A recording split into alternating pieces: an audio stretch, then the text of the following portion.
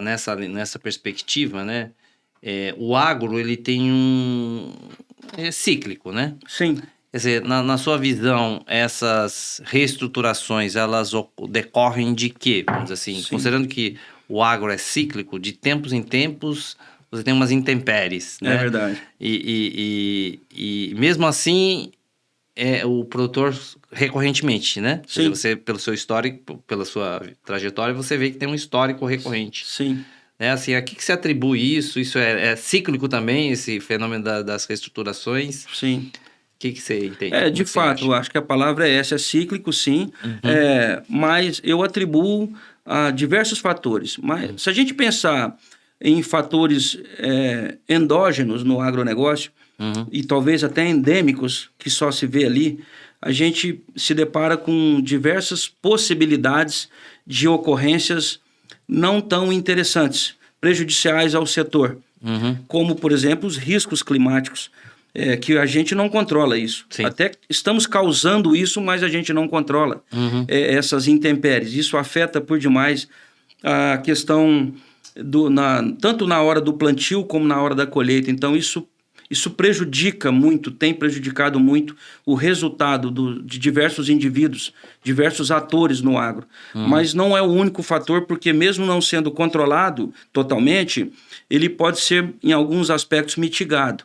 Mas existem outros fatores também que, somados a esse, acabam impactando fortemente. Por exemplo, a questão do câmbio, política sobre o câmbio, política sobre o dólar. Isso interfere. Praticamente todos os insumos da cadeia produtiva do agro são performados através e indexados ao dólar. Então, a gente fica suscetível, aí o setor está totalmente exposto a isso.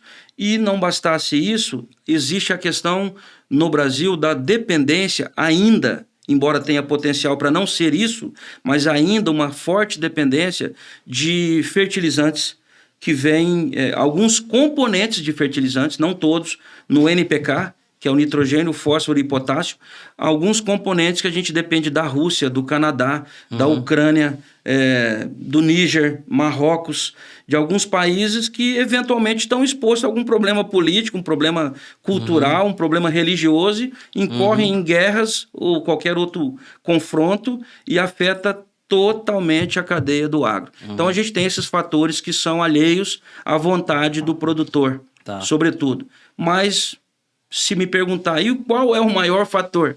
Eu acredito que ainda, por incrível que pareça, eu considero que a gestão ou a falta dela na minha visão, o maior problema do setor agro. Ao mesmo tempo em que ele tem e oferece um grande potencial de produção, o Brasil é um grande player, é o grande protagonista mundial na produção de alimentos. Só para ter uma noção, nós temos 66% do território nacional, ele é preservado. E ele poderia ser explorado, o território brasileiro.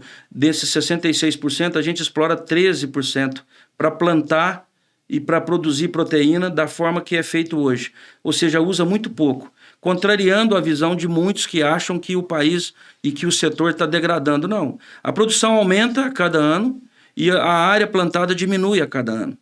As áreas que eram antes de pastagem, que essa atividade sim degrada, ela tem sido transformada por vários incentivos para plantio de soja, milho e outras cultivares. E com isso você acaba fixando carbono no solo e para de deteriorar. Então, ou seja, o agro já é um setor sustentável, não significa que não precisa melhorar, que não tenha que olhar para essa direção, claro que tem, mas que ele já vem dando um recado interessante para o planeta, além de produzir alimento. Então, mas eu atribuo que os problemas, essas intempéries no agro, estão relacionadas sobretudo à gestão.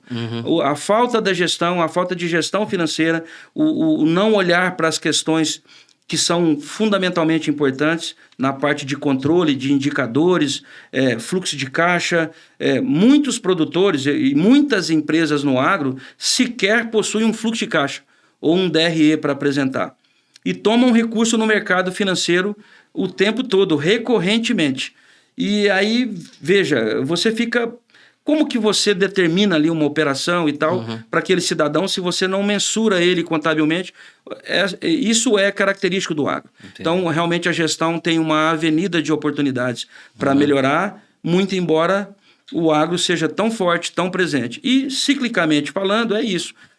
Se a gente pegar um recorte de 10 anos, é muito possível que em 10 anos o agro enfrente 2 ou 3 anos difíceis, por conta de diversos fatores climáticos, os quais eu citei, mas ele tem 5 anos bons e talvez 2 anos aí, ou 3 anos excelentes.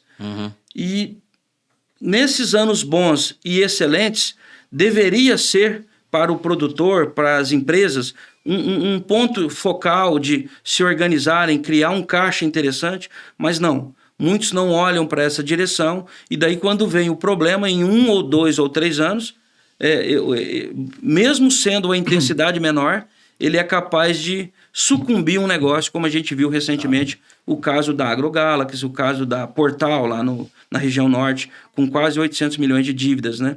Que entrou em recuperação judicial. Tá.